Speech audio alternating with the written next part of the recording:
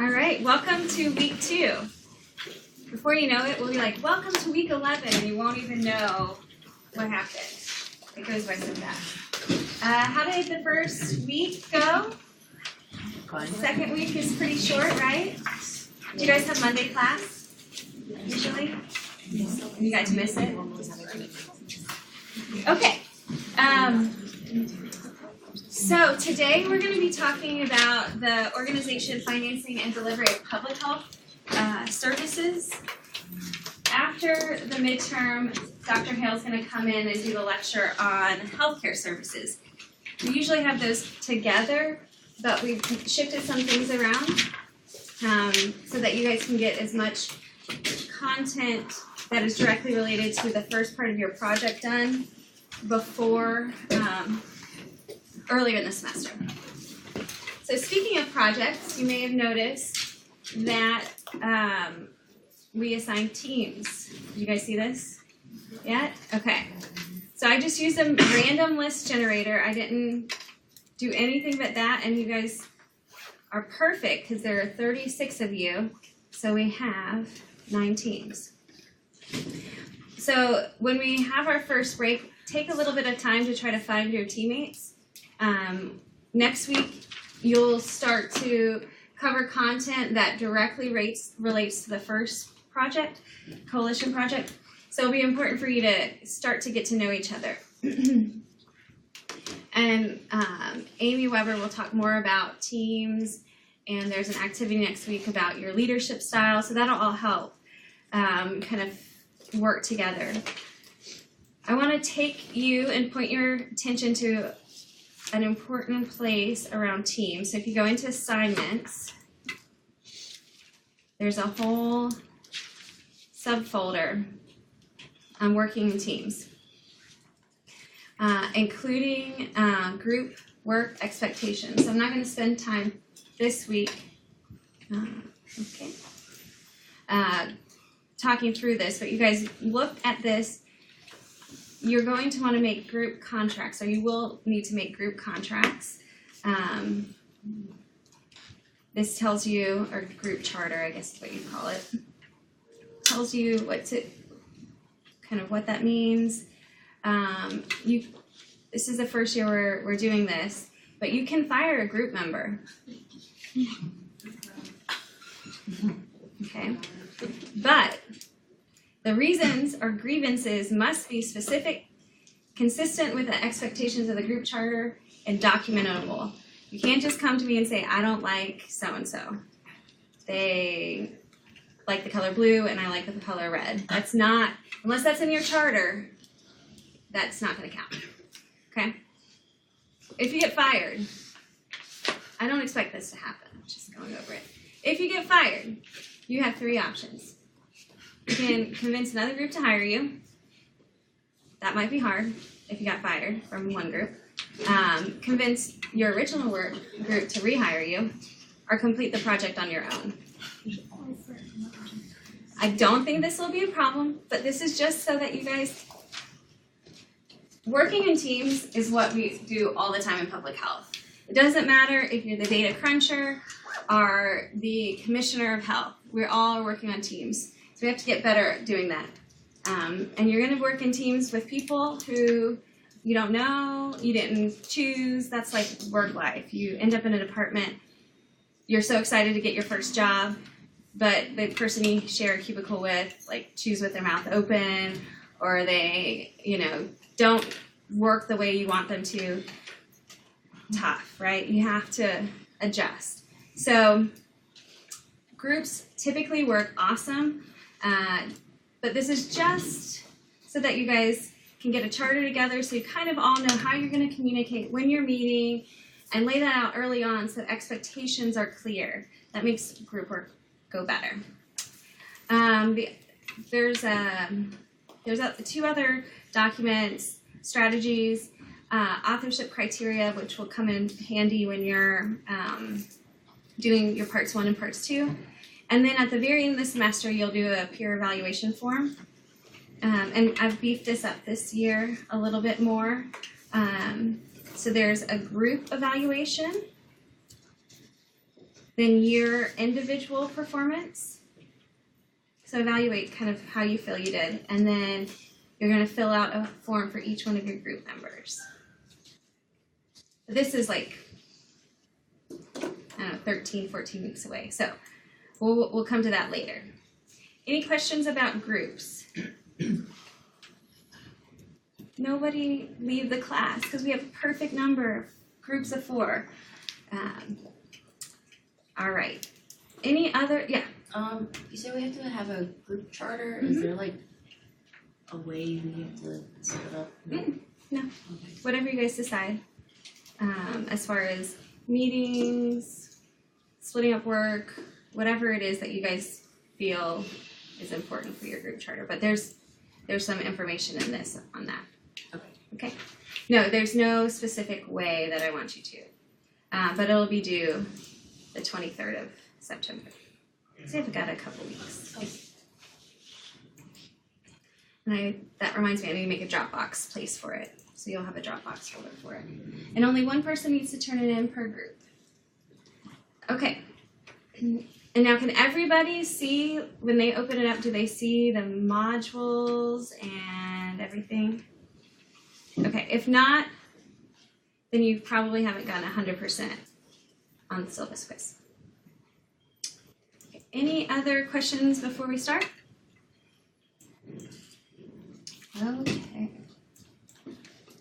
Lively bunch we got here today.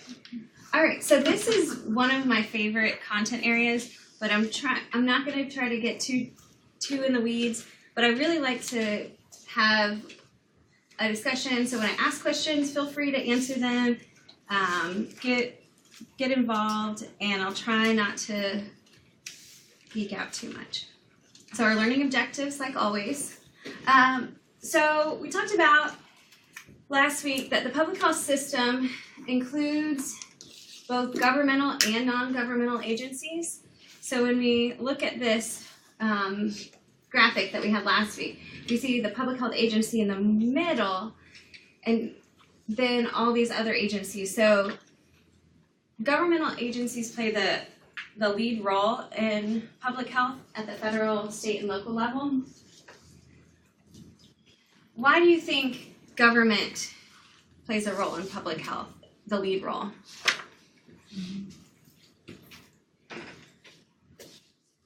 They have the money. Money. They have money. Yeah. I'll talk about money today. A lot of it has to do with policy making. Policy making and what? Enforcement, right? So a lot about what keeps us safe, if you think about it, and we'll talk more about this in the public health law lecture. Unless you're living off the grid, you have a lot of assumptions. When you wake up in the morning, turn on the water to brush your teeth, you assume the water is safe.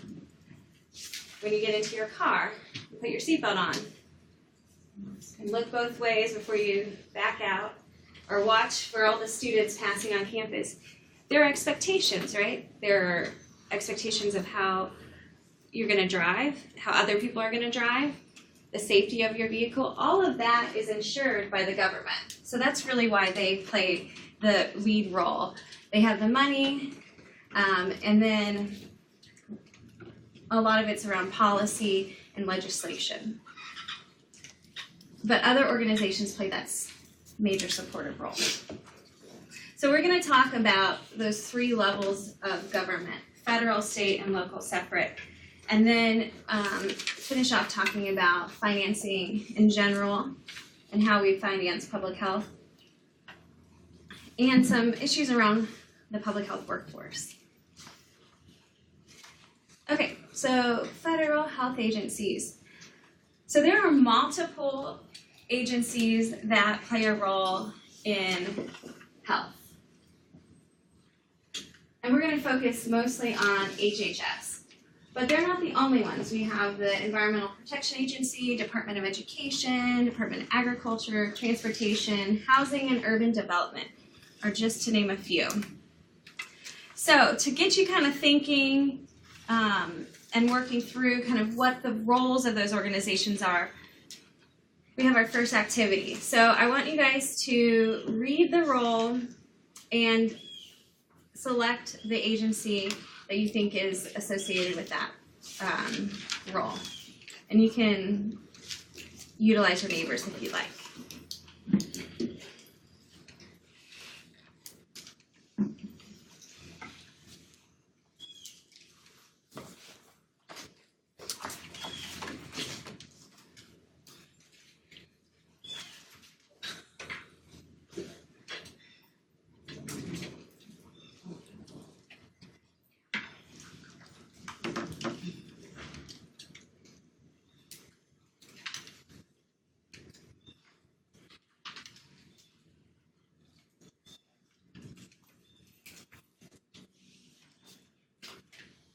Are you guys done?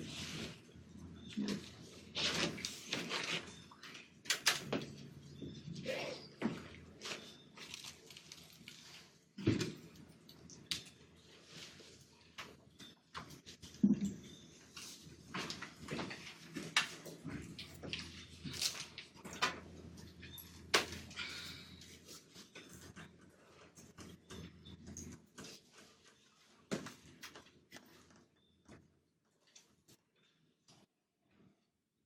Okay, so who is the lead health agency at the national level?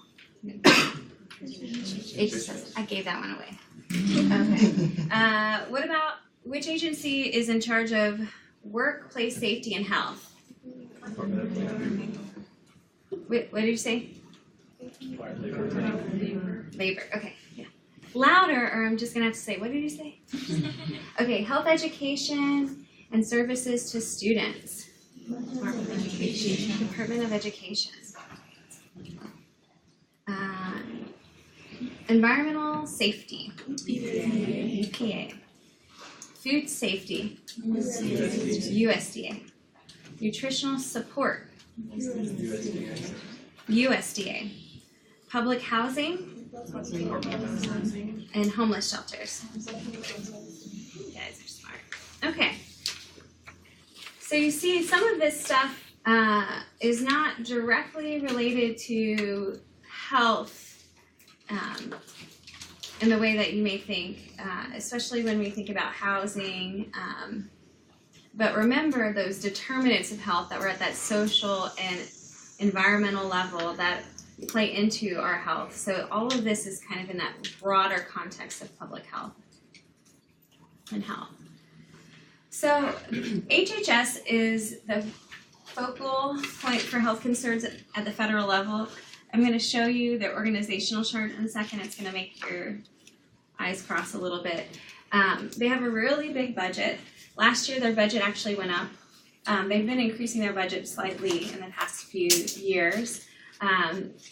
They had $1,150 billion budget authority, and then they ended up spending about $1,145 billion of that. Well, a little under 80,000 FTE employees. What does FTE stand for? Full-time employment. Full-time equivalent. Yeah, so you may have some employees who work half-time, 75% time. So instead of counting their overall total number of employees, they have about 80,000 equivalents of full-time. So they actually employ more than that. Over 300 programs covering lots of activities and give out around 60,000 grants annually. Okay, this is hard to read, but this shows you the organization of HHS. At the top, we have our secretary. And we have within the within HHS 11 different departments or centers. So we have the CDC. And then that's the one you probably think of, and when I read a lot of your ambitions, it's to work there one day. But that's not all that happens in HHS, and that's really only a small portion of what the department does. Because when we look at how that money is spent, where do we see the most of the money going? Medicare and Medicaid. And so those are what we call entitlement programs, which means people in America who meet certain criteria are entitled to them. And so unless we change the criterion for people to get access to them, those individuals are entitled to them. And so that takes up a huge chunk of the budget. What does Medicare and Medicaid do? What is it related to? Healthcare. Yeah, so HHS is the main organization in the federal government that's associated with public health, but the vast majority of the money that they spend and their focus is on healthcare. Okay. So we only get a little part of this pie. And then we have children's entitlement programs. Again, those, if children and their families meet certain criteria, they are entitled to access to them. And so we fall, in public health, falls into discretionary programs. 8% of that huge budget. So because it's not just public health, the goals kind of encompass more than that. So these are the overall goals of the Department of Health and Human Services. They transform healthcare, advance scientific knowledge and innovation, advance safety and health and well-being. A thing that all their programs and centers are, one of the goals is to increase their efficiency and transparency and accountability. So it's something that they all strive to do, is be more transparent and efficient. And then also strengthen the public health workforce. So as we saw, there are 11 agencies, and they administer public health and human services and programs. So the Assistant Secretary for Health oversees the Office of Surgeon General. So that's probably a name that you've probably heard more of. And so across the United States, there are 10 federal regions. And so then there's administrators at those 10 levels. So within the Department of Health and Human Services, 8 of the 11 are public health agencies, public health service agencies. And so our second little activity today will be matching these agencies within the superstructure of HHS with what their functions. We have 2 pages of these. This is alphabet soup today. I apologize.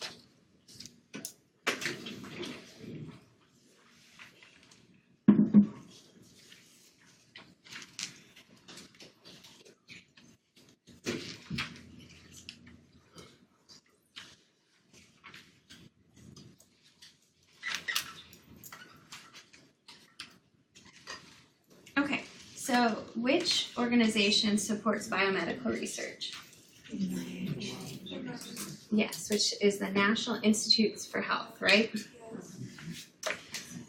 Okay, which agency conducts health surveillance and disease control? CDC. Provides resources for underserved populations.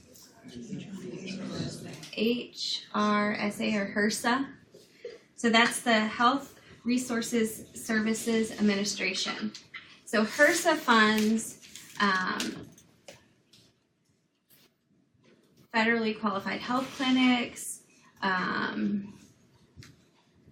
They do a lot around rural access and hospitals, and so they're really focused on those underserved populations that the organizations that serve them need more funding to do that work. And then which one manages healthcare for Indian tribes and nations? Yeah, the Indian Health Service. All right, here's your next list.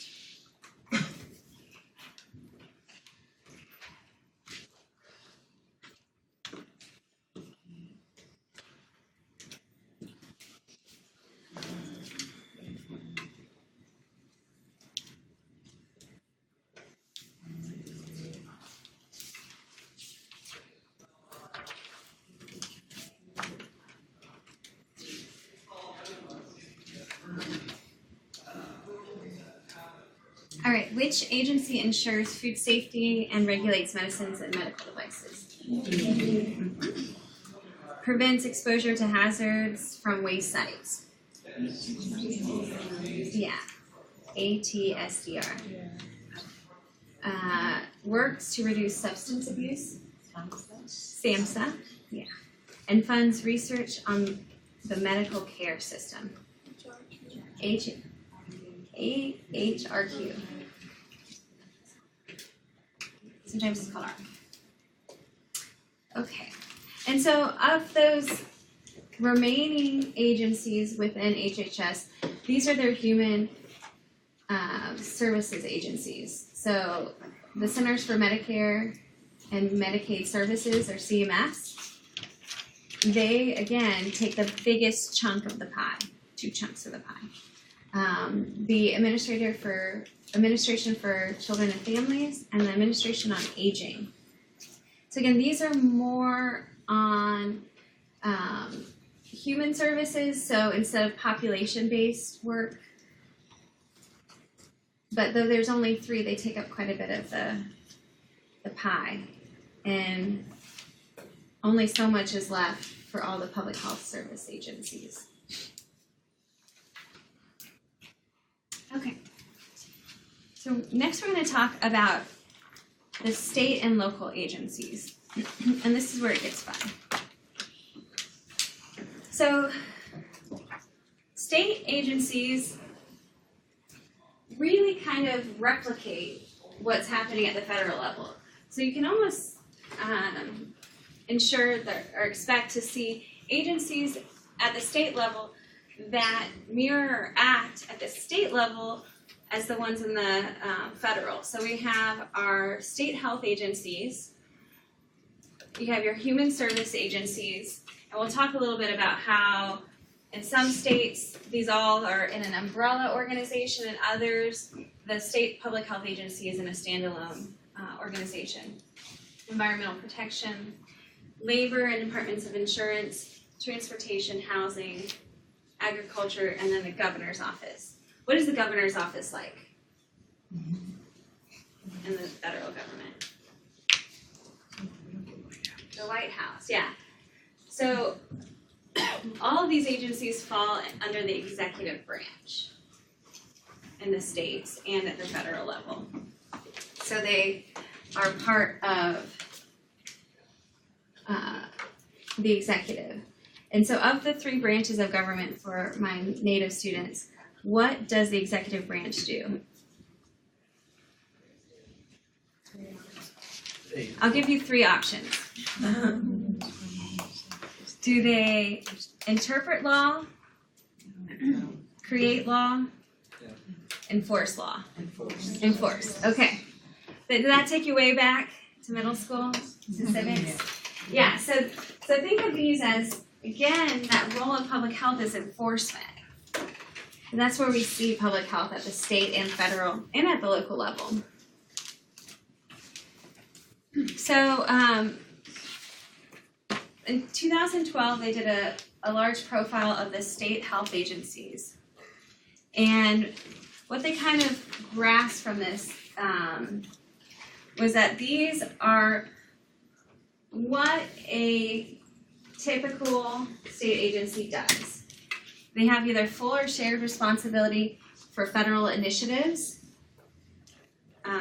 They link between people and personal health services. So what does that sound like? What of the 3 core functions? Linking people and personal health services. We have Accessibility. Assurance. assurance. Yeah, so we have, what are the 3 core functions? I know it's Thursday and you're looking at the weekend, but come on guys. Assessment, assurance, policy development. These are really important. Okay. They're the basis of what all of you guys are gonna do when you grow up and leave us. Okay, so they do population-based primary prevention. They, again, we talked about this last week, provide some direct clinical services. That's part of that assurance too. If others aren't providing them, public health does it. Laboratory services for bioterrorism agents. This got really beefed up after 9/11. This is a big part of state public health labs. Laws and regulations, tobacco control and prevention. And this tobacco control and prevention, a lot of this comes also from specific monies that were awarded to states from tobacco industry. And then they also have to evaluate their services that are in their state. So state agencies fall into 2 basic models. They can either be a freestanding agency or an organization within a larger super agency. So slightly over half are freestanding.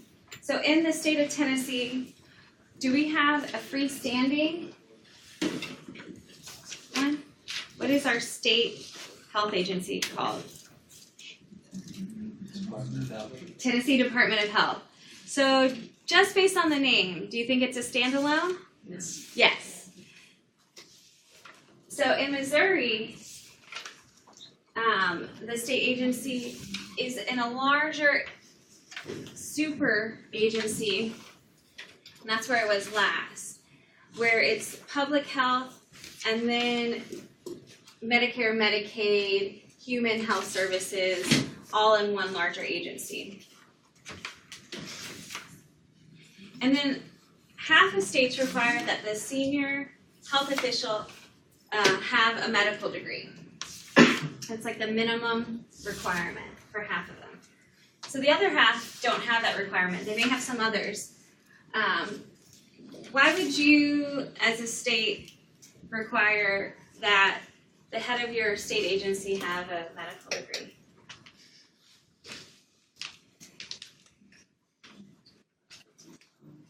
They understand what's going on. So they may understand.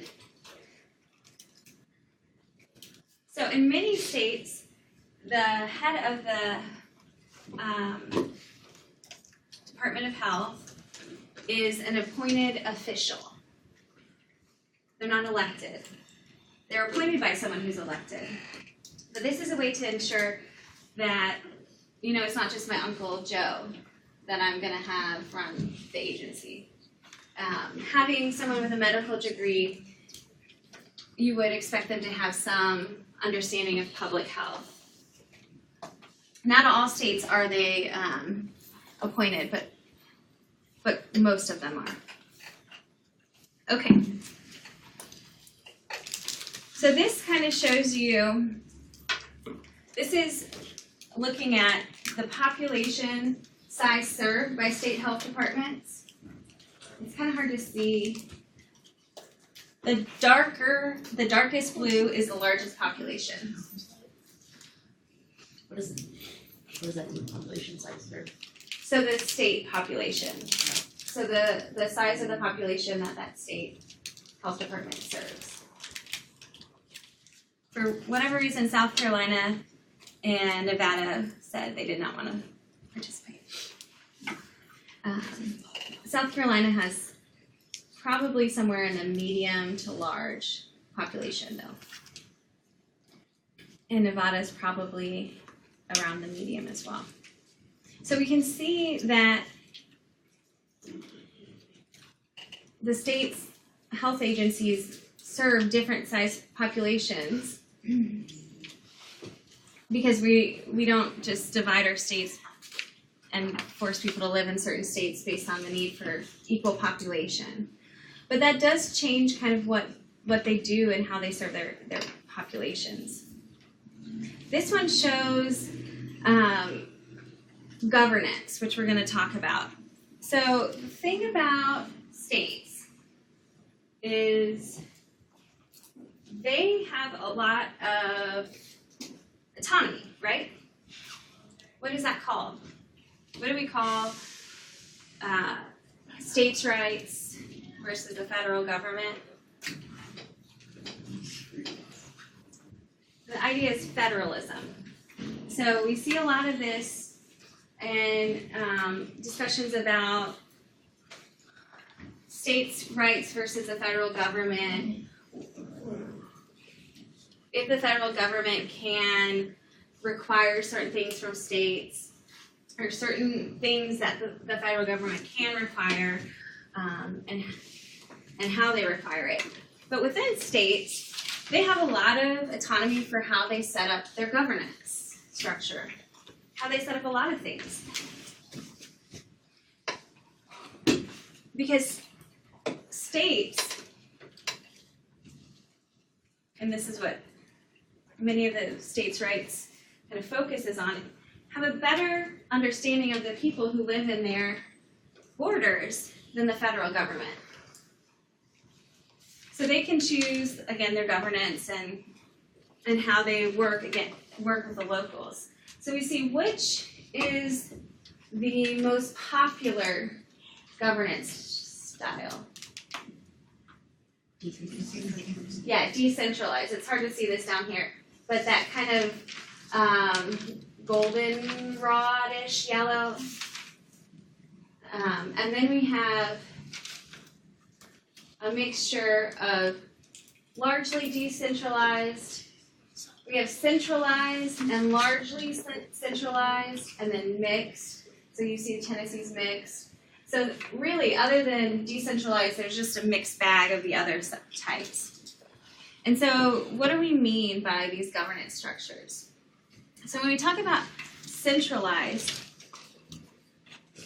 it's the state agency may establish operating rules for local agencies. So we're really talking about the relationship between the state and then the locals. And then they make key decisions around staffing, financing, and organization at the state and the local level. So typically that means that the individuals working in the local health departments are employees of the state, not employees of that jurisdiction. Now that things are coming from a central place out to the state. And so you can see the states that fall into that area.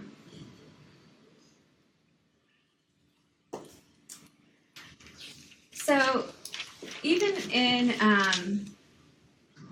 centralized, we have this idea of home rule authority. And when we look at kind of how authority is given, and where authority is given, we go to the Constitution. And the way we have this federalism where there's a separation between what states do and the federal government is anything not covered in the Constitution is the role and responsibility of states.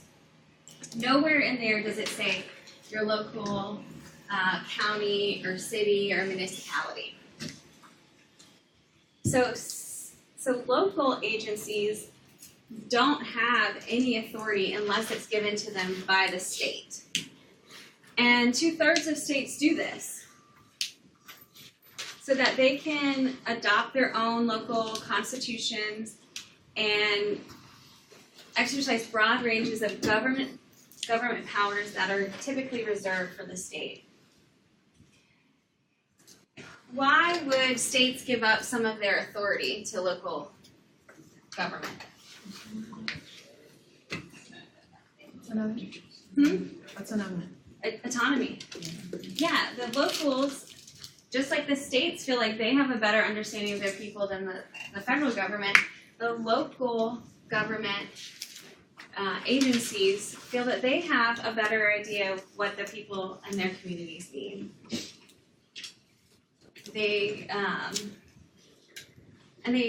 I would say do, because they live there, they understand the intricacies and the things that are needed, say, in Tri-Cities may differ from what's needed in Chattanooga or in Shelby County. And that's okay. And for our public health agencies to be able to address the needs of our communities better, home rule authority is often one of the best ways to do that.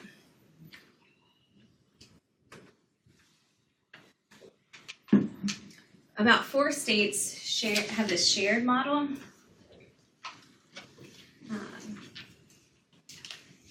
Where they are subject to a shared authority with both the state and the local agency.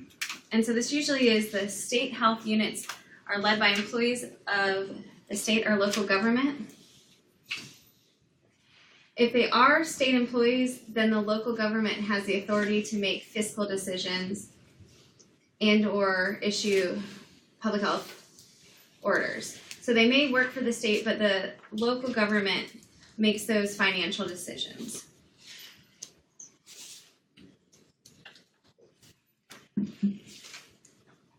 And then there's mixed, which is what we are in Tennessee.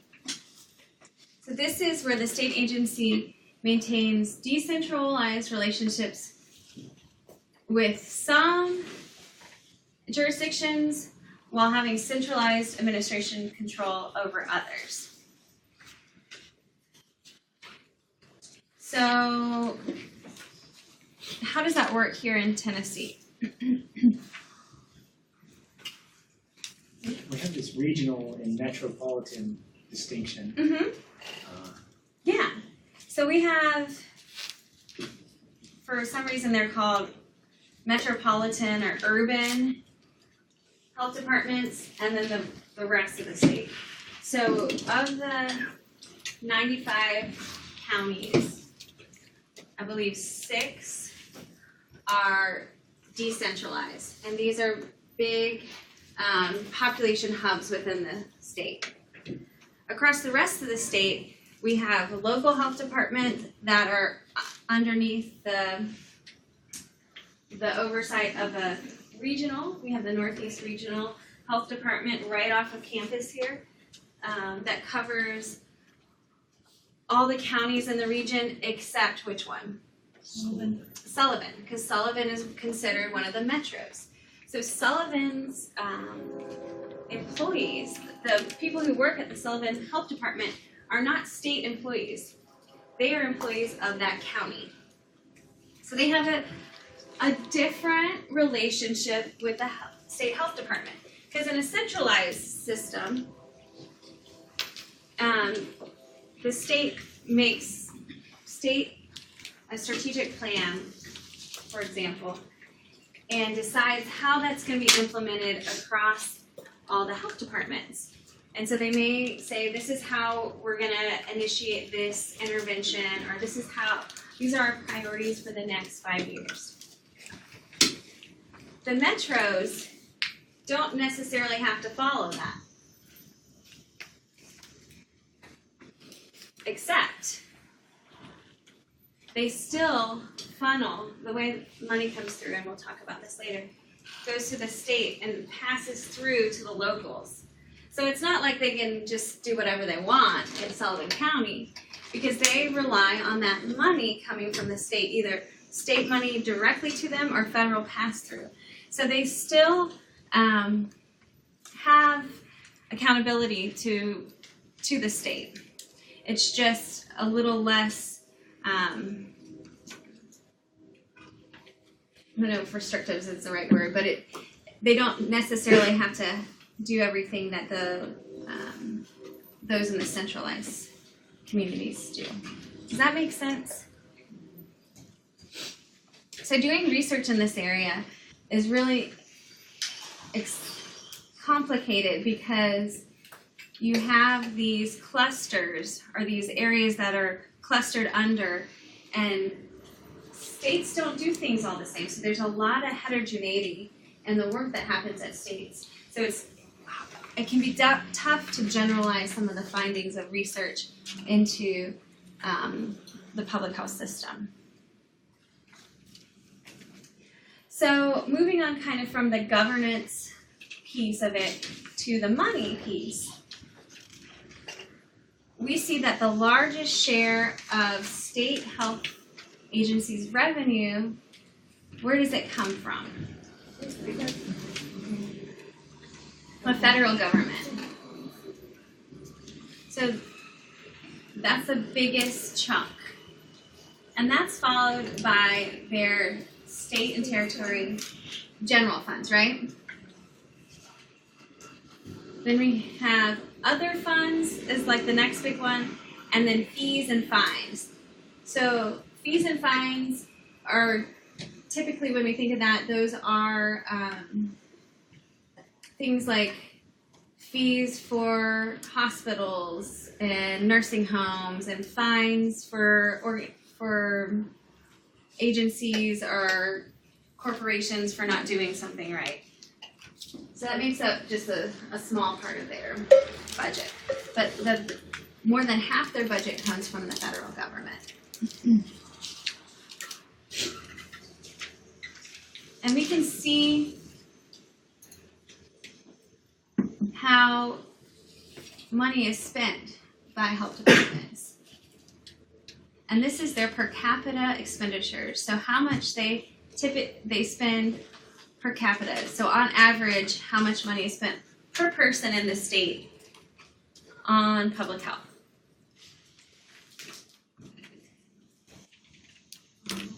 So let's kind of think through this data. The darkest color are those that spend the most money per capita. So who do we see in that group? Alaska. What do you think is happening in Alaska? Bear tax? Yeah. They probably have more bear tax than we do in Tennessee. Don't they do a lot with mental health because of the light thing? Mental health? Yeah, that's because like the isolation and also Yeah. how the how long they're stuck inside and stuff like that because of the weather. And they also, some of this can be attributed to population size too, right? So how many people live in Alaska? Not a lot.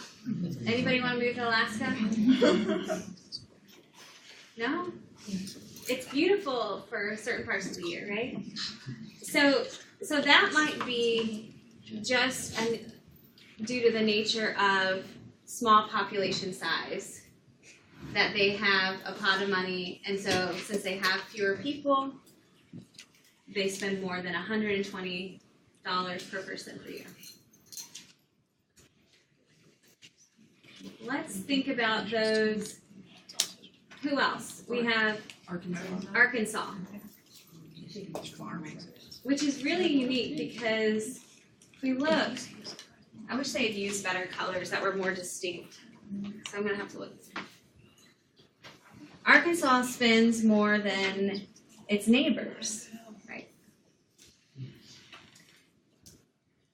So what do you think is going on there maybe?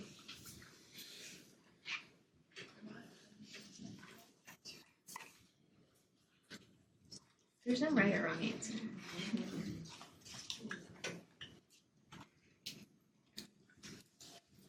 They may, what do you think? Anybody? I think Arkansas ranks low in the health rankings, so maybe they're expending more resources to improve that. Yeah, I don't know what their ranking is, but I would hypothesize that it's on the lower end, and so maybe they have, as a state, decided to invest more in public health. Which I think you're right. I think that's where that funding is happening. What about Vermont up there? Just maple trees. They've got maple trees. It's a wealthier state too. So that could be just due to they have more money. This may look a little bit different. They may have more money that they get from their general funds that they can spend on public health. And they may focus more on public health than others. And then you have yes, Is this just public health or also healthcare? this is public health expenditures, not healthcare. So this is just asking them about their public health. If they're in a super agency, it's not their whole amount of money, so that it's apples and apples instead of apples and oranges. So this is just what they spend on public health. And then you have those that spend the least. Illinois spends somewhere between $30 and a little under $40 per person on average. Do you think they don't need? They have really healthy people in Illinois. More healthy than the people around them, I guess. No. Illinois has a lot of issues with their state budget. So they just have a lot of issues funding public health, education, all kinds of things that are important. So I think that's just part of that. But we see Tennessee's kind of in the middle, about $80 to $100 per person per year. And we're ranked, does anybody know off the top of their head where we are ranked? 46. I think it's somewhere, it ebbs between like 47 and 43. So I'm not sure which one, but we'll find out at the break. Okay, so let's do that. Let's take this break for 10 minutes. Use this to stretch, maybe find your group mates, and then we'll start talking about local health departments.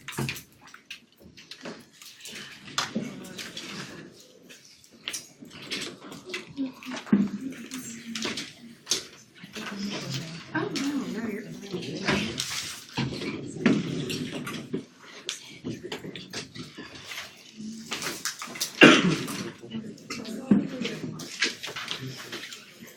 So, have you guys met all of your teammates? Everyone's here? Great. Okay, so Tayo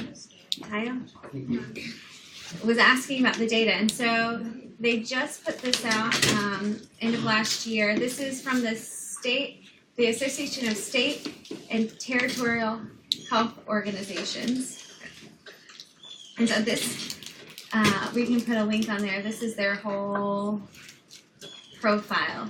And so the data that I'm showing about states and the federal government, the states and the local health departments come from their associations.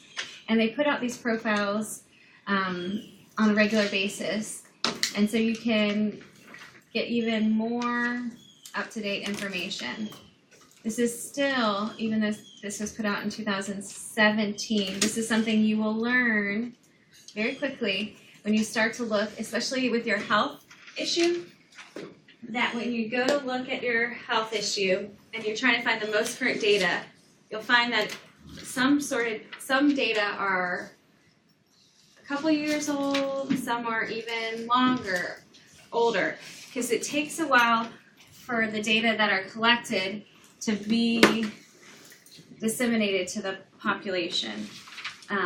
especially when you're trying to get more local data, depending on kind of the infrastructure of the state and how they house the data and how quickly they process it.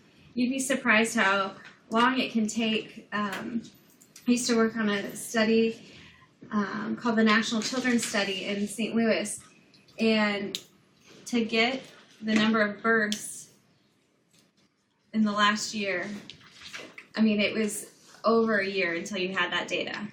And that's a pretty easy thing to count. Two things are really pretty easy: births and deaths. And so if it's hard to get that data, imagine kind of the other data on cancer or health behaviors.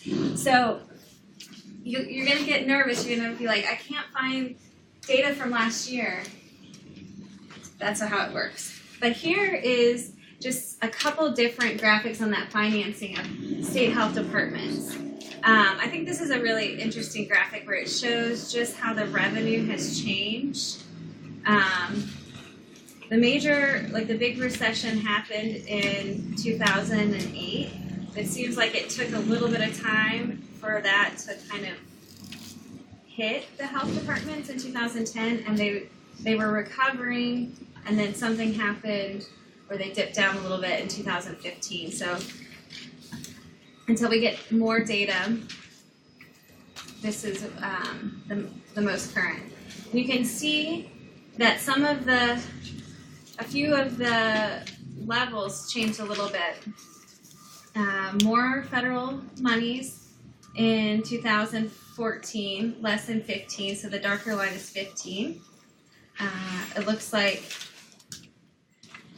probably in response to that, states had to pick up more of that bill to make up the deficit, because if you don't make up the deficit, you can see there's still a deficit, and a lot of that seems to be driven by a shortage in money from the federal. And currently, it must be because of that, less money from the federal government going to the states.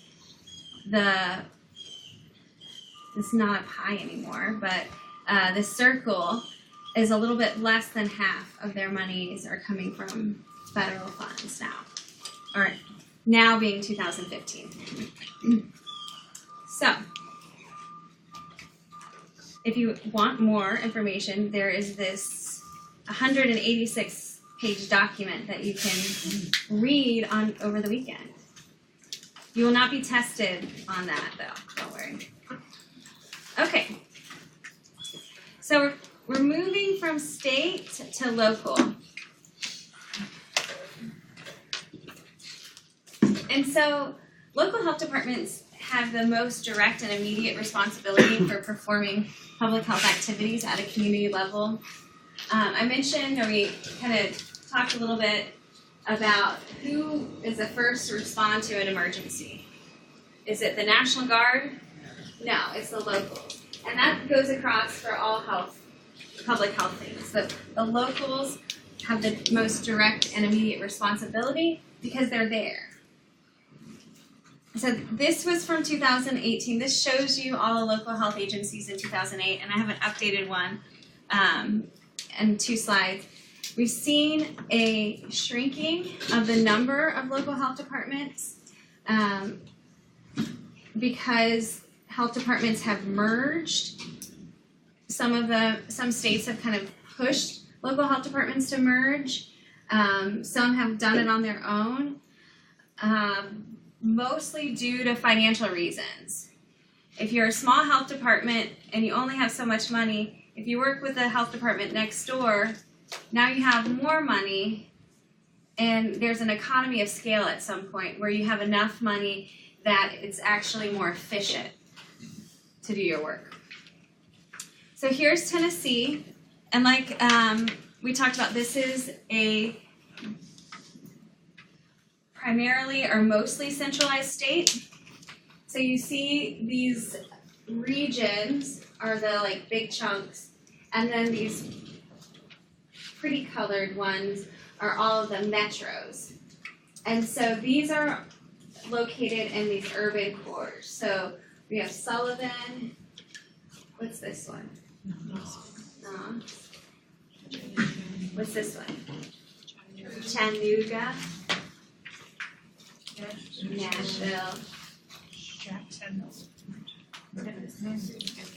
Memphis, Shelby County. Yeah. So it's where the biggest population centers are. Not to say the rest of the state is completely rural, because it isn't, but that's just how it's been separated. Okay, so this map shows us, and this is from the most recent profile of local health departments. So this is a survey that they send out, just like the Association for State Health Officials. We have the city and county health officials agency called NACHO, not Nacho, it's NACHO. And so this shows you the jurisdictions served. So purple is city, this pretty teal is county, green is multi-county, multi-city, and orange is multi-county. So what is the most common way that jurisdictions are broken up? County. And then the second most is that multi-county.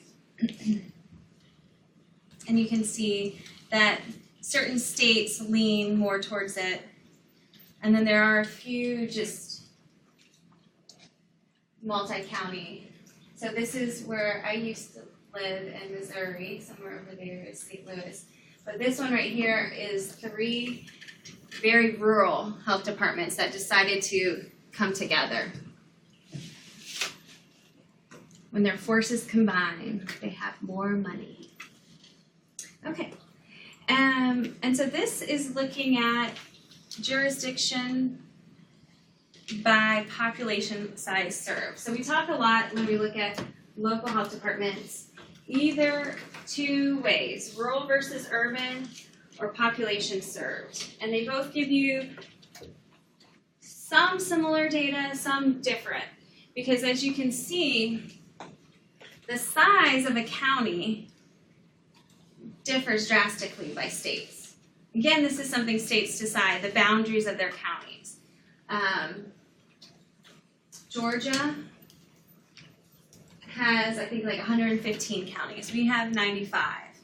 But then you go out west and you see larger counties than that. There was talk, and I don't know if this is true because I grew up in Atlanta, that the size of the counties, the reason we had so many counties in Georgia was that it was how long it took from the county seat one day by horse was the boundaries. So that's why there's so many. I don't know if that's true, but it makes sense because there's 115 of them and it's not that big of a state. So we talk a lot about population served because in states where you have a lot of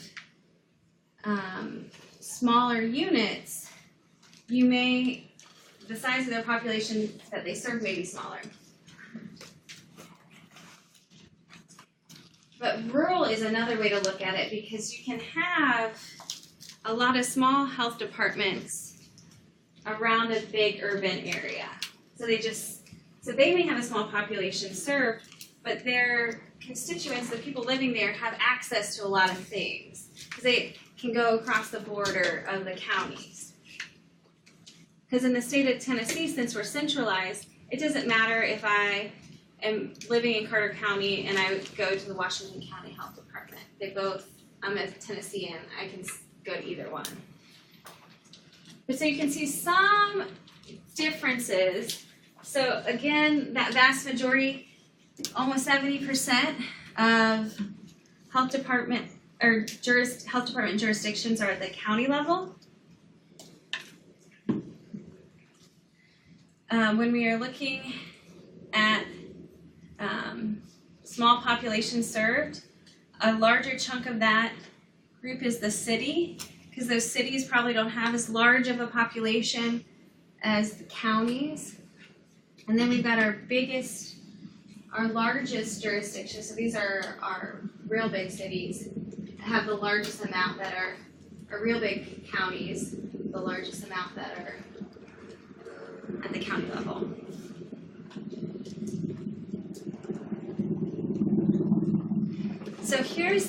So let's look at this. This is showing you the distribution of health departments by size of population served. So only 10% of the US population are served by small health departments. But they make up over 60% of the health departments. Makes sense. So we have a few health departments. 6% of health departments serve 51% of the population. So this just shows you kind of that population density piece of our country. We have different density of population where only about 6% of the around 2,300 health departments serve large populations, but they cover over half of the US population.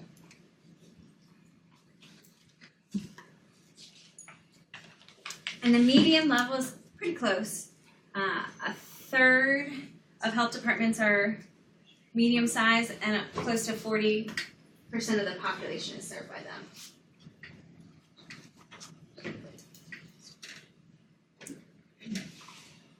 So when we are divvying up money, so we only have a finite amount of money in our pot, where do you think money often goes? The large. Why? There's more people. So you could say you can work with 6% of the health departments on an initiative, and it can impact half the country. I'm a rural researcher, so this kind of hurts my heart. Because a lot of the time, these smaller areas need resources. They don't have a lot of them. But that's just the numbers game we deal with. Since this last presidential election, there has been more focus on rural public health. Why do you think you might see more focus on rural at the state level and the federal level?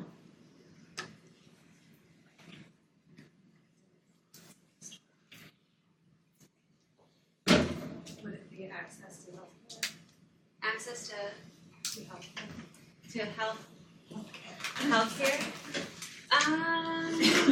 Things have less access. There is less access in rural areas. Because that's essentially the base of this administration for the most part. Ding, ding, ding. So if you're a federal agency and you now have a president whose base that helped get him elected was rural America, that, again, it's the executive branch, right? So that impacts what happens at the within the executive branch. There's more focus on rural, understanding these populations because they're now being spoken to by the president. What else?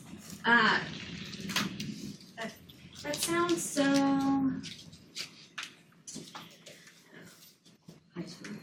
high school, yeah. But it's the way it works. Politics are high school. But what's another reason there's more focus on rural right now? The opioid epidemic.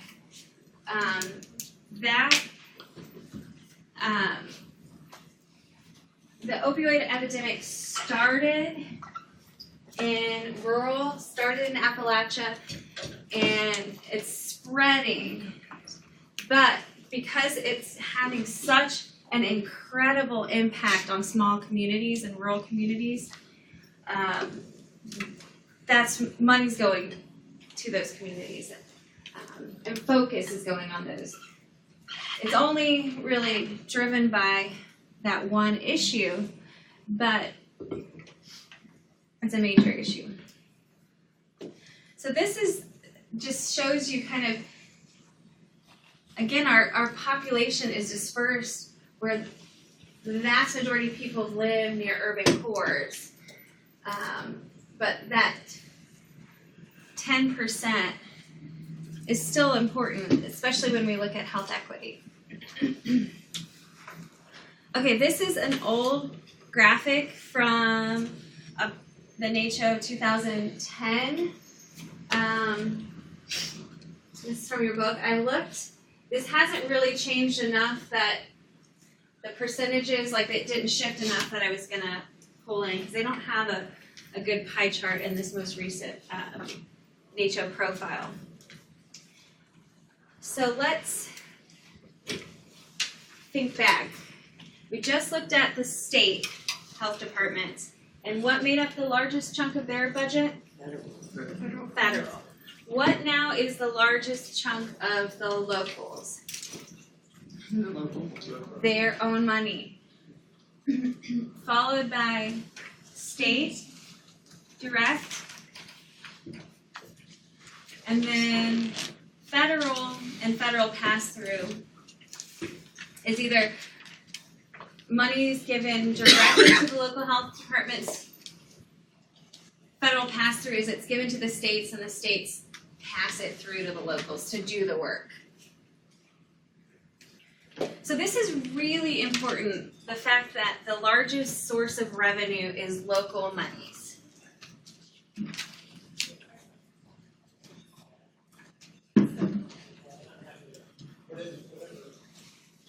And I'll share with you some data that I've been working on around how this breaks up when you look at rural versus urban health departments. I'll post a slide on that for you guys. I have a quick question. Yeah. Is the other, would that be like donations, philanthropy, kind of thing? Other is foundation grants. Yeah. Somehow they've raised money some other way. Okay. Yeah.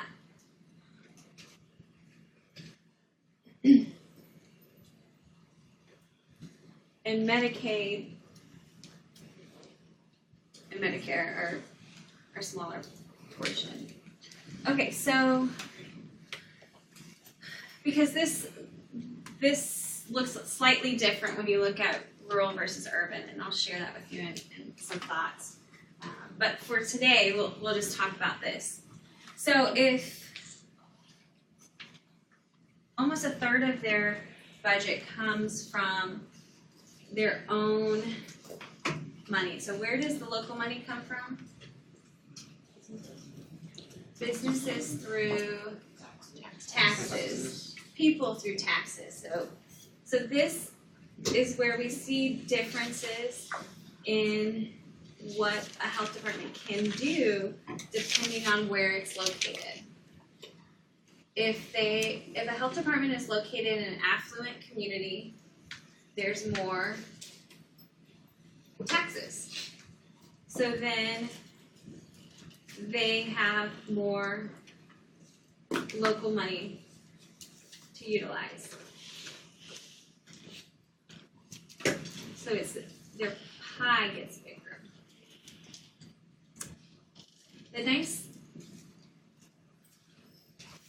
thing about local money is if you have more local money, you have more freedom. Because the money that you get from the state and the federal government is earmarked or already said that you use it for this purpose. We'll talk about block and categorical grants. But most of it comes for a specific program or population group.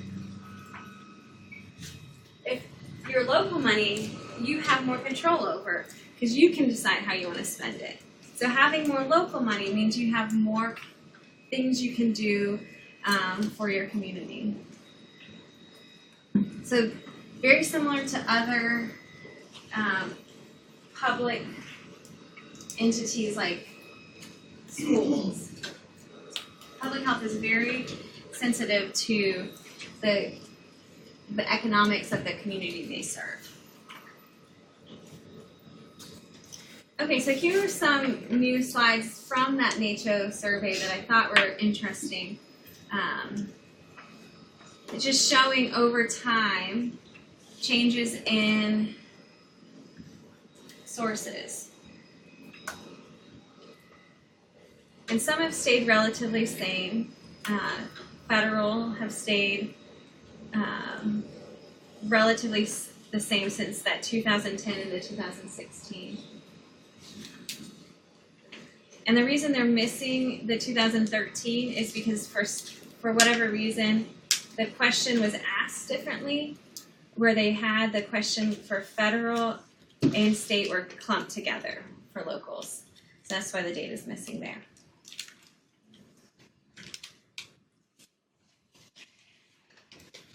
But this is their total budget changes over time. So the lighter blue, green are health departments reporting lower budgets in the current fiscal year. And the darker one is those who are reporting a higher budget.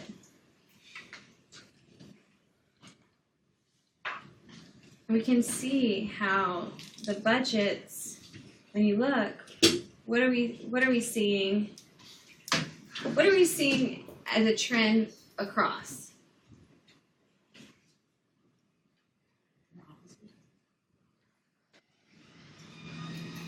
So we're seeing at this time frame what was happening. This has had a lower budget the previous year. What's going on? Yeah, this was the Great Recession, right? That hit around here. And so that really impacted public health from 2009 all the way to 2013, where we saw a larger proportion of health departments saying that their budget was smaller than last year, so their budgets were getting cut. Yes? In that context, budget is the amount of money I'm expected to spend or the amount of money they're giving me to work with. So revenue is money they get, expenditures are money they spend. Their budget is related to those two things. So it's really the money that they're gonna spend. But you can only spend what you have the resources for. So their budgets were decreasing because their revenue sources were decreasing. So they were getting less money from the previous year. So their overall budget. Does that make sense? So their budget, just like your house budget. I mean, you can make a budget be whatever you want it to, but if you don't have the money coming in, you're not going to be able to spend the money. So it's related to their resources that are coming in, the revenues were going down, which impacts what they can spend.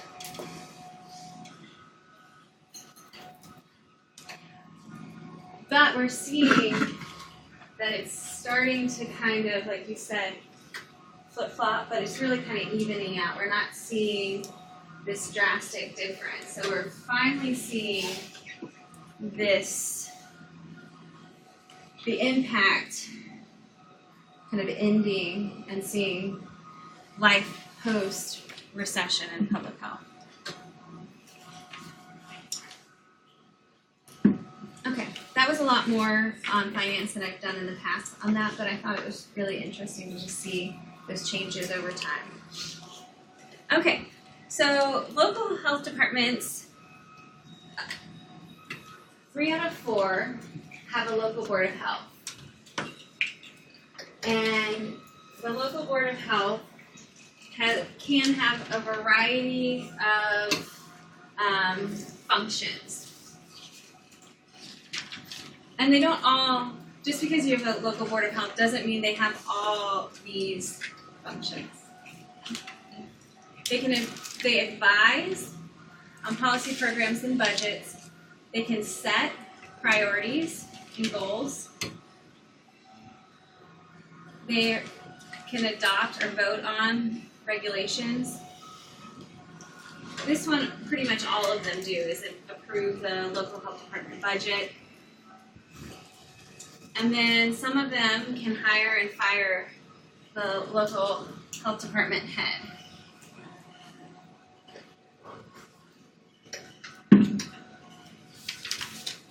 Okay, so this is just talking kind of about the recession piece and words. So during the economic recession, about 15% of the workforce was lost to layoffs and attrition. So attrition means someone left the job and it was never filled. Like that job just stopped existing. It's attrition. And laying off means somebody lost their job due to budget constraints. So in 2009, they had reduced hours, so about the same amount, about 15% of the workforce had reduced hours or mandatory furlough, which is days off with no pay. And then a little over 50% of health departments had to make cuts to programs. So those budgets have real implications on the communities served, especially if those needs are not now met. Okay, before we go to financing, here's just a list, and it's not exhaustive, of different kinds of non-governmental public health agencies and organizations. Again, when you're thinking about public health, even though we spent, and we're going to spend the rest of the day really talking about that governmental side, they cannot be as effective, and we cannot be as effective in public health without all the other organizations that support the governmental public health. Okay, so fiscal federalism. It assigns responsibilities for specific functions at state, federal, national, state, and local levels of government, and puts in place proper financing mechanisms to fulfill those functions. So this is essentially saying that federal, state, and local levels of government have different responsibilities, and based on those responsibilities, they have certain mechanisms to fund them. So how is public health financed? So at the federal level, it's a mixture of what's called population-based formula grant programs, incident and prevalence-based formulas, and competitive grants. So population-based formulas are what we were talking about, where the funds go to where if there's more population, you get more money. What are incidence prevalence-based formulas? The funds go where there's a problem. Yeah. So for certain health issues, incidence and prevalence-based formulas are used. One of those is the Ryan White funds for HIV/AIDS. Those go to communities based on the need. So if you have a high incidence or prevalence of HIV/AIDS in your community, you get more money to address that. And then you can also apply for competitive grants to help finance your public health work. And then the state and local, those differ based on state governance and the structure and activity. So we kind of saw that in how much money goes per capita, and then we have city and county is also very variable. So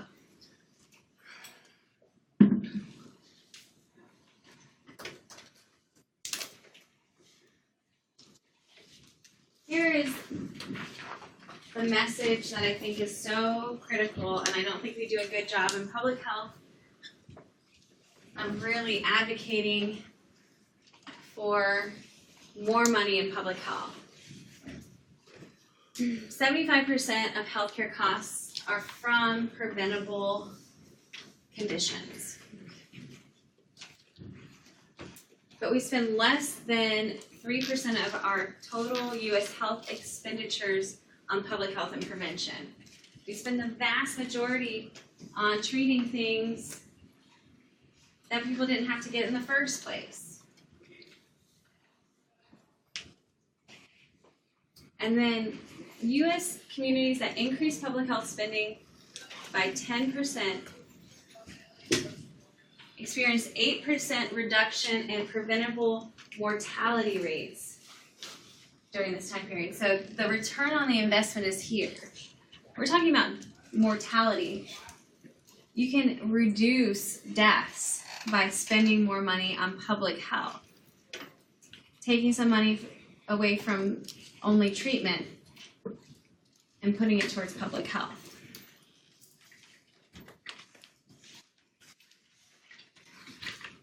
So I need all of you guys to speak the return on investment for public health. And when we talk, what's like sad and hopeful at the same time is the budget for the CDC. You know, it would be, if we could increase it, it could make a big difference.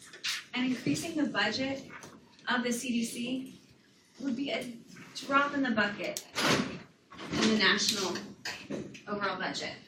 I mean, the impact that can be made by just increasing the CDC budget so they can give more money to the states and the locals to do their work. It's a tough sell, but really it shouldn't be, because it's not that much money. I mean, it's a lot of money to me and you, but it's not that much money to change that. But the bottom line is how we get those federal budgets is through Congress. So we have so the Congress is the legislative branch, and what do? Make laws.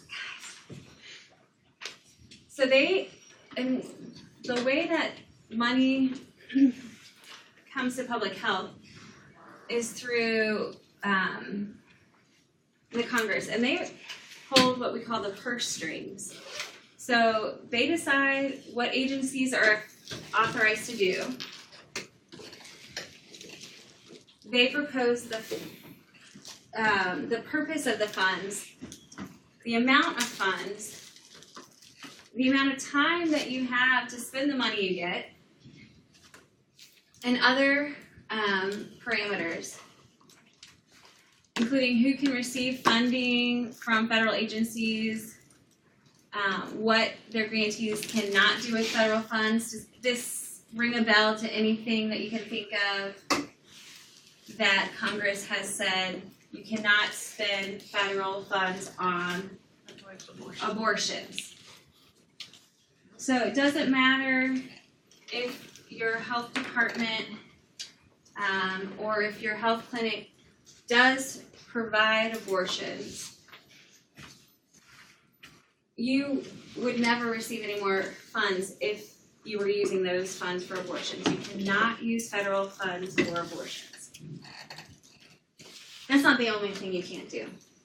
What was something else that recently came out after the school shooting in Florida? Parkland school shooting. It's something that made the news, if you remember.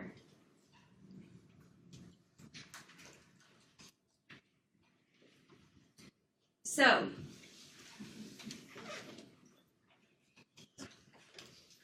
federal funds cannot be used to do research into gun violence.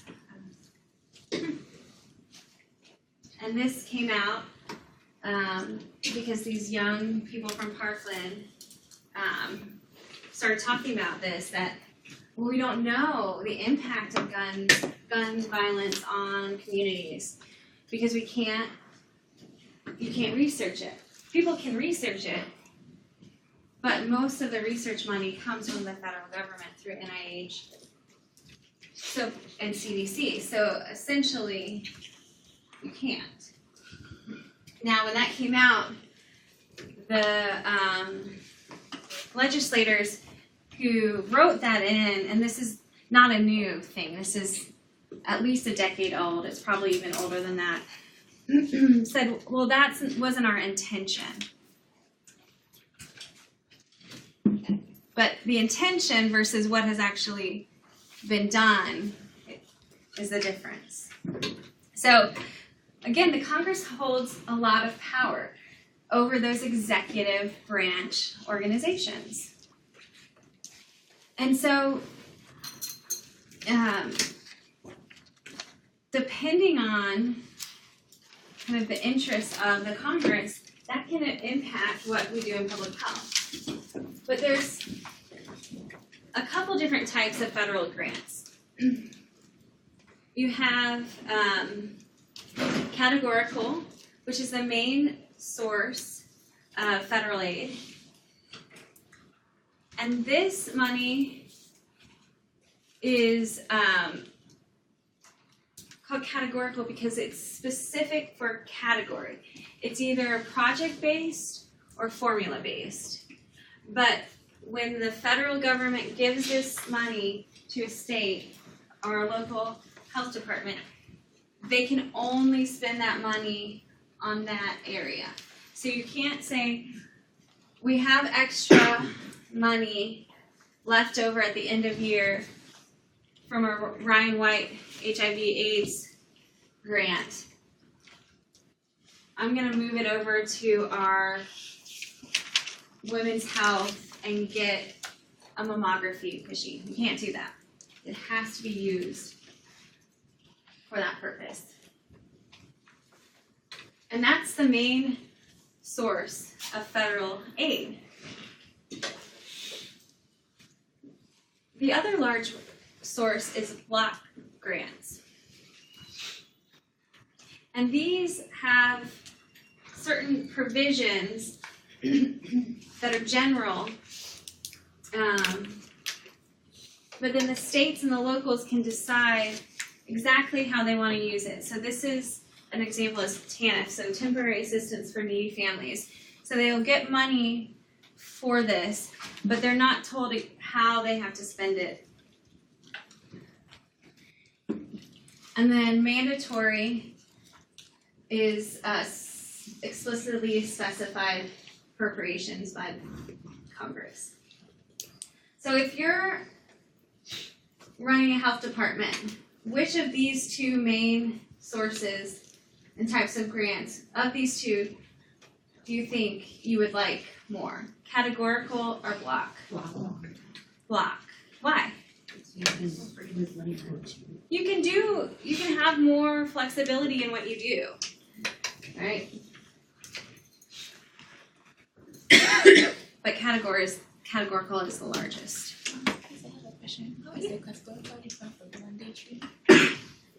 Because mandatory would be, say if there was, we have, that would be, I was going to say something about Medicare and Medicaid, but that's for a different conversation. So say we had 9/11, which we did, and they earmarked specific money that had to go to create public health laboratories.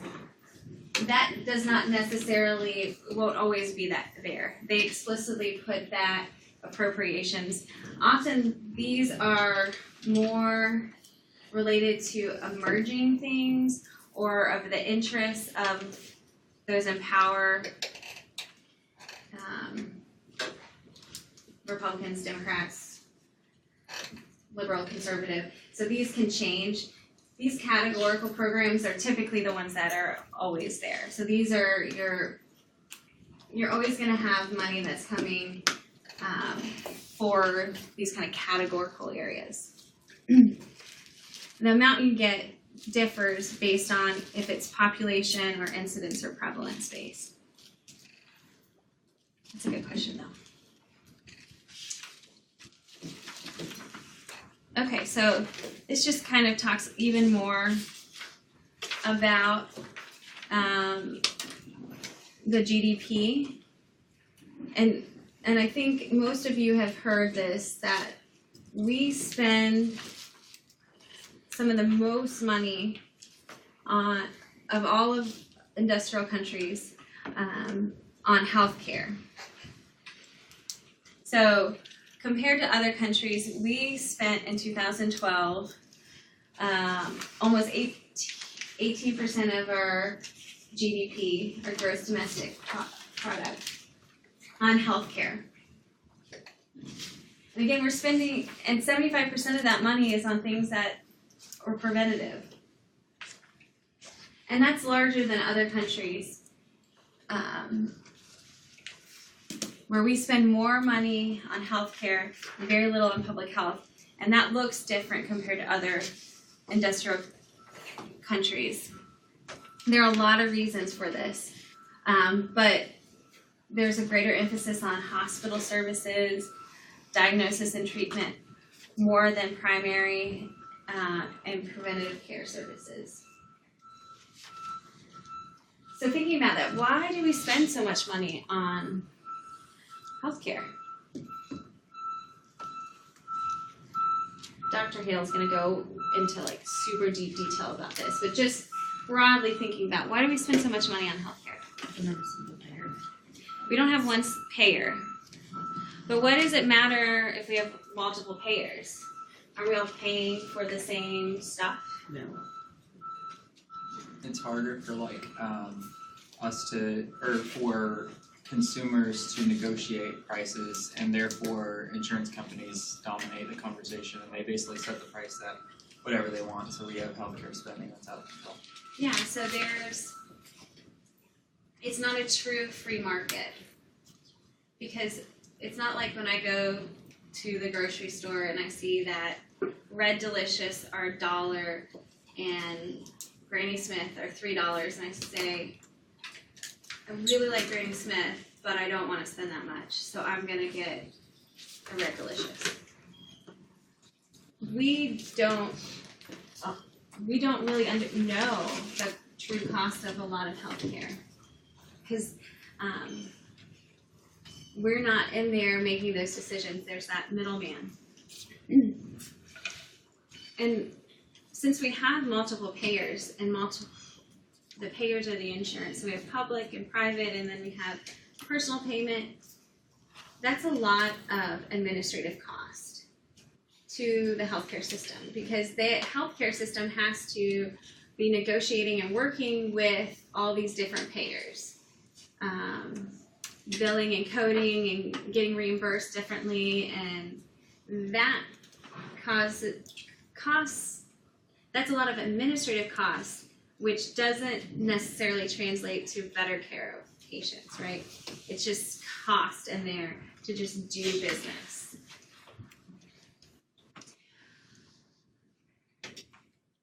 What about, but why do people think America is so great? Our healthcare is so great? Why? Because we have great surgeons. We have great surgeons. We have the best medical schools in the world. No wait period. No wait, well, depends on what health insurance you have. True. You could have wait period. But we have the best medical schools. We have the most money going to research. We're doing the most innovative, awesome stuff. We have the best machines that go beam in our hospitals. And the hospital right here now has a better, I just had a baby, so like people are like, oh, this hospital has a better maternity ward than this other hospital. The rooms are bigger. Okay. You don't do a lot of dancing or you don't need a lot of room.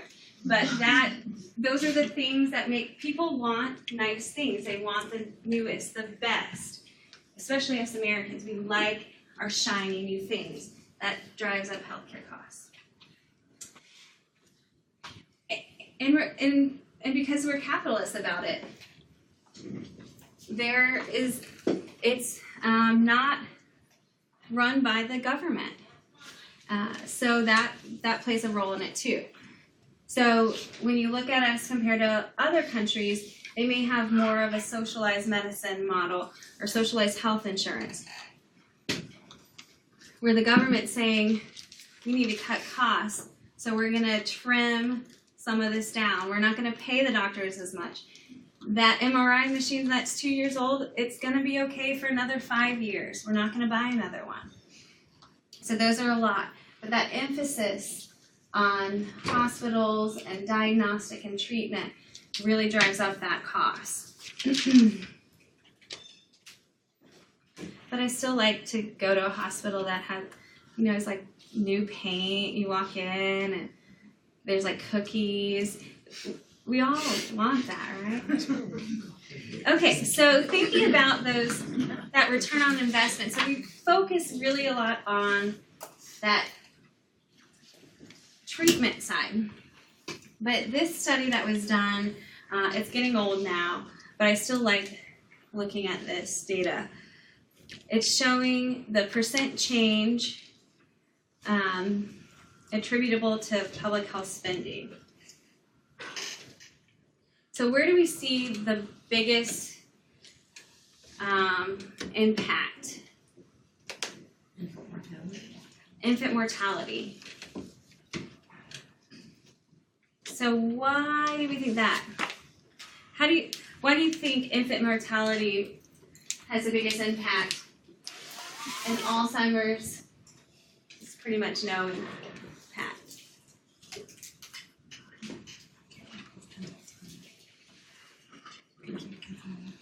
Think about it from an epi kind of perspective. We still do not know the causes of Alzheimer's. We can determine some of the causes of infant mortality, and we can work on those as public health officials. So we have a better understanding of the epidemiology around infant mortality. We know the things that are high risk for infant mortality. And remember, infant mortality is death within the first year of life. What else? This is death within the first year of life. Who's impacted by Alzheimer's? Senior citizens. Old people? That's what you said. Senior citizens. Yeah, it's typically we have Sylvester. Who's typically impacted by Alzheimer's? Everyone, actually. Everyone. Yeah. So, we're gonna have, parents that are getting older at the time. Yeah. Caregivers, you're gonna have to take care of them. Yeah, so we're all impacted by Alzheimer's. But this happens, what's the typical age of onset? Right now, we're looking at, anything above 40. It used to be 65. Yeah, the research is showing that. So we've got more early onset Yeah. incidents. You're not helping my claim. You're not helping me with this. No. That's where you start. We're getting more money towards Alzheimer's, but okay. Let me use another example. Heart disease. Remember when we talked about these chronic illnesses? It take a long time. They're over time things happen. Infant mortality is a short time frame, which is you can make changes in the 9 months that the mother is pregnant and within that first year of life and be able to see the impact really fast. Things that are more chronic or are related to environment, exposure, or long-term exposure, it takes longer to see the return on investment. Which again, is why it's hard to make the argument for public health when you can say, but our hospital saved 1,200 people who came in with a heart attack. Instead of saying, but look, this many people didn't get a heart attack because of what we did in public health. So it's harder to advocate for a non-event is really the problem with public health. If we're doing our job right, everyone's healthy. Communities are doing well. But we can see when public health is not doing right, that falls apart. So when we think of the Flint, Michigan, that was public health did not do their job right, and we can see the problems. But when we're doing our job right, nobody knows what we're doing, right? So, but here is some more return on investment. For smoking cessation intervention cost of about $2,500 for each life year gained. It's pretty good. You can gain an extra year on your life through spending $2,500 on smoking cessation intervention. $1 spent on STD and pregnancy prevention produces over $2.50 of savings. And that, when you think of it on an aggregate, is big. That's a lot of money. $1 spent on pre-contraception care of diabetic women produces $5 in medical cost savings. So if you can care for and spend money on diabetic women before they get pregnant, you're going to save $5 for $1 spent. And here is the biggest one. $1 spent on immunizations produces $6.30 of medical cost savings.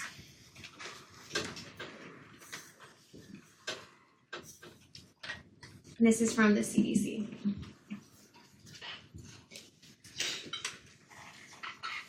Okay.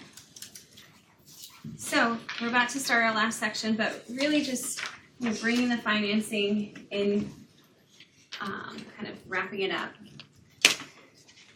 Some of the challenges, they're unstable funding sources, so they're very sensitive to the economics of their communities and the federal and state. And when I send you guys the slide on the rural versus urban, you'll see that rural health departments are even more susceptible to unstable funding sources, are more reliant on state and federal money. So therefore, if those get changed, then they are more susceptible to challenges with that. We don't have the large system. I mean, those were just a couple snippets around the impact of public health spending on health outcomes. There's no large system to evaluate it. Things around Medicaid, we won't talk too much about that because we'll go into that in week 7 or 8, week 8. And then we saw that decline in state revenues during the recession. and it took a while to get back. And then when it comes to financial management, like when you do research in this area, the kind of financial management we have in public health doesn't look like private businesses. The budgets and the way that they, it just looks different. And I think a lot of that has to do with the workforce skills around financial management, as well as what reporting requirements are from the state and federal government. But our last little piece for today is on workforce capacity, which is really, really important. I see what we're doing right now, you guys being this class and this program, be it a certificate or the master's program, as increasing the capacity of our workforce in public health. You guys are the current or future public health workforce.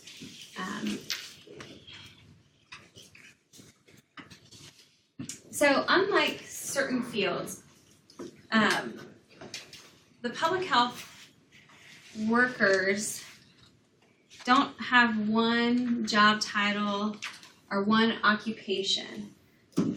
What links them together is a focus on delivering those essential services. So remember way back last week before you had a long weekend, we talked about the 3 core functions and the 10 essential services. So really the workforce is made up of individuals who provide one or more of those services, whether or not they're on the payroll of a health department, or if they're a nonprofit or they're volunteering. So the workforce is more broad than just those who work in the public health department.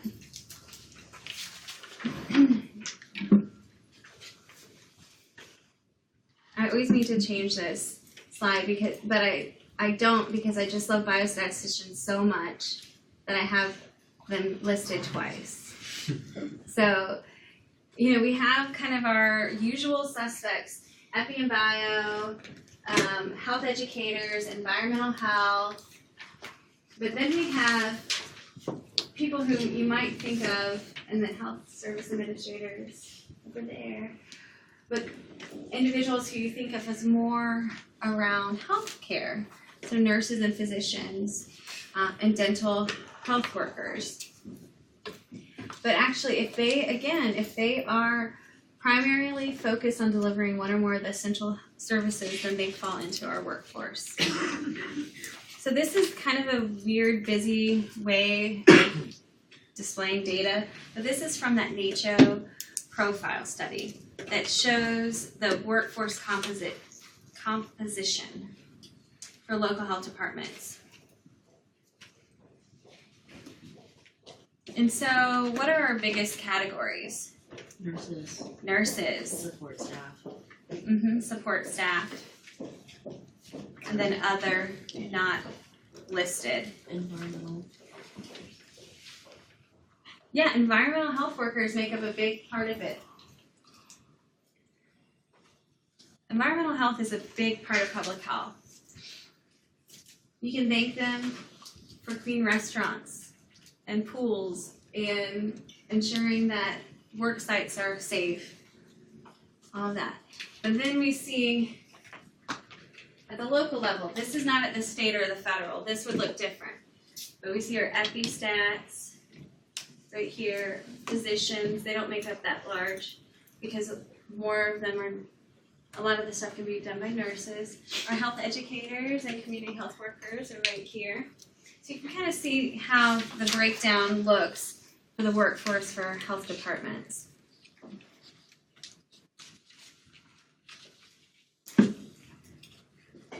Okay, so this is another slide that I pulled from the most recent, which was looking at the percent of health departments reporting job loss due to layoffs and attrition in the past year by characteristics. So this is from 2016. And over a quarter of the health departments reported job loss. But when we look, where are these employees working? When we look at it by the size of population served. Large. Yeah, they're working in large communities. So the impact has been on those larger health departments more so than those small and medium. And interestingly, they sometimes share the information based on the type of governance. And those with the shared, where the employees at the local may be state employees, but they're under the jurisdiction of the local health department as far as finances. So those have been hit the most by these job losses. And there's a lot of data that keep talking about the public health workforce, the aging of the workforce. I mean, this is not just the aging of public health, it's just the aging of the workforce in general in the US. And so there's information showing the number of jobs that are expected to be exited by older workers in the next, 5 to 10 years. And the idea that there might be some shortages in some of the workforce as well. So, because public health workforce includes individuals that make up multiple different occupation types, there's not one formal training for public health. So you guys are getting master's level training in public health.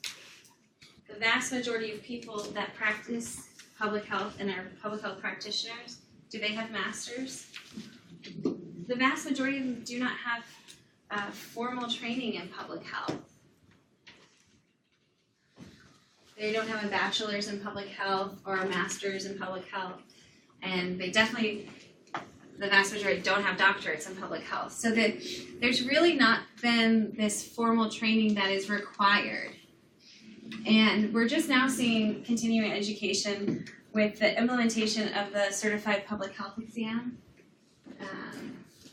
But it's not like nursing or medicine where there's formal training to be a physician. You either went to DO school or got your MD and you passed all your boards and you did this. That's not how it works in public health. And so continuing education really is only for those who have that certificate. And again, if you've not had formal training in public health, you probably don't have you haven't sat for the exam for the public health certificate. So, in 2007, the Association of Schools of Public Health released their educational competencies for MPH graduates, and that's what our program's based on. In 2016, they released CFDID, which is an offshoot, new competencies, and so all programs, schools, and colleges of public health are now changing their curricula to meet these new competencies. And so, and this will not change. You to sit for this exam, you have to have graduated from a program that is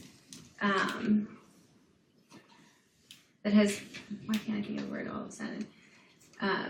That's an accredited school of public health. So in a way, I have mixed feelings about this exam. Not mixed feelings about you guys taking it, but mixed feelings about having an exam that says you're certified in public health when the vast majority of people who've been doing this, I mean, you could have a public health nurse who's been doing it for 30 years and you're going to tell her she's not certified in public health. because she can't sit for this exam. So it's not a mandatory thing, and I think it won't be anytime soon, because our workforce, again, is made up of people who don't have that professional certification. But there are ways of strengthening the public health workforce capacity.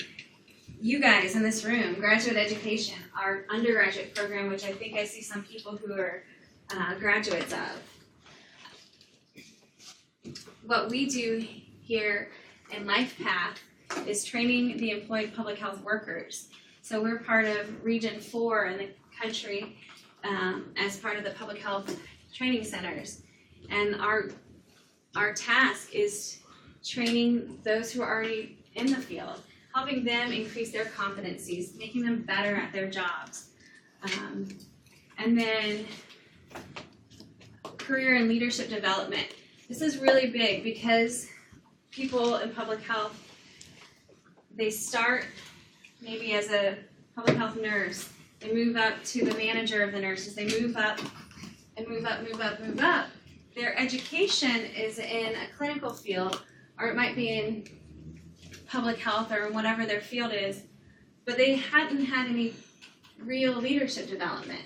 They've moved up, and they probably have some leadership characteristics that led them to get moved up, but we want to give them more skills. So you have these leadership institutes that help strengthen their skills around leadership. All right, so some of the issues facing public health, we won't go into those too much because we're going to leave the last part of the class to do an activity. But really, the infrastructure continues to evolve,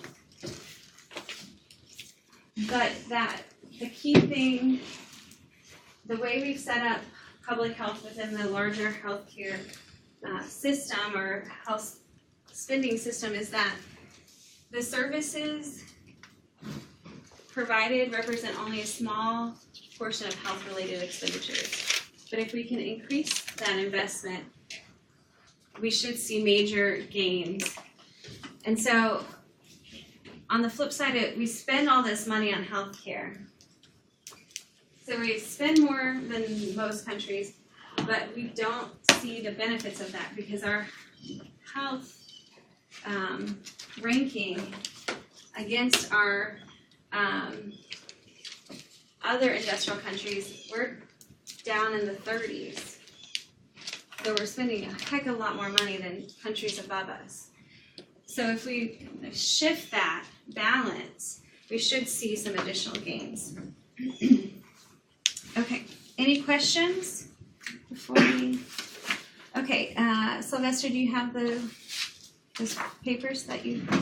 Okay, so the last part of the class is we're gonna go back to this framework from last week that we talked about, and Sylvester's gonna pass out, and I can help this out too.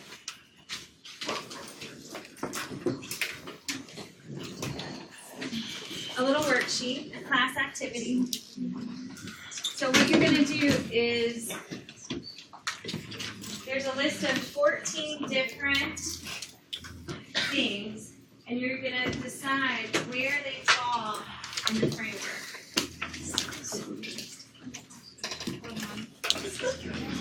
And you can use your neighbor. And then we'll come back together and share.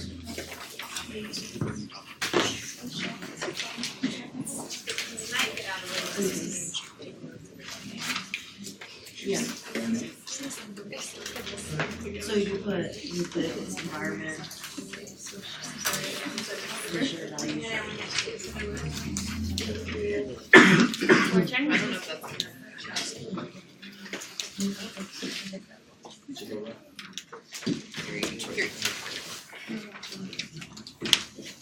Thank you.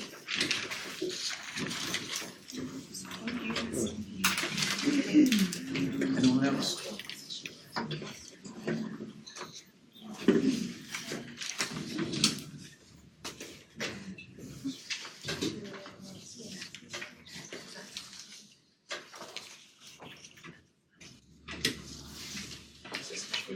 No.